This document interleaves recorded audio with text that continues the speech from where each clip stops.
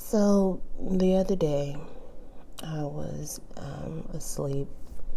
It's usually when I get my revelations from God. And He brought to mind the children of Israel and how a lot of people during this time, in this season right now that He has, people are entering into their promised land.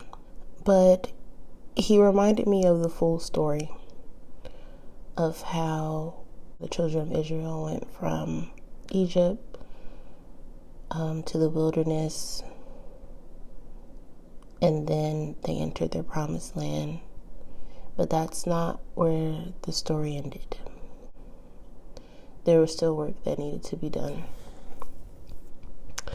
And it's one thing to finally be in your promised land after circling the wilderness for so long. But it's another thing to actually be there, doing the work. You have to build and cultivate the land to make it your own.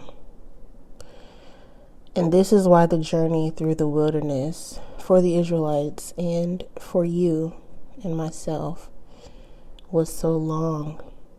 It's why your experience in Egypt was so oppressive and difficult, because the promised land is where the hard work really begins. This is where you will show your faith. You have to clear the ground and take back what is rightfully yours from opposing enemies, and remain humble and loyal to God throughout. Now that you're in the promised land, will you serve other gods? Now that you're out of oppression and dry places, will you begin to serve money? Now that you're entering a land filled with milk and honey, eating on the fat of the land, will you begin to serve the creation instead of the Creator?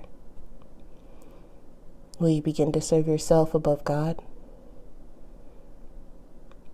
Once you step foot in the promised land, it's not the time to let go of God's hand. Now is the time to cling to Him closer than ever. This is where the true test of your faith will come, in your abundance. It's easy to hold on to God when you're destitute and in pain. But will you still seek Him once you have everything that He's promised you? And no, this is not to scare anyone or make you feel guilty for prospering.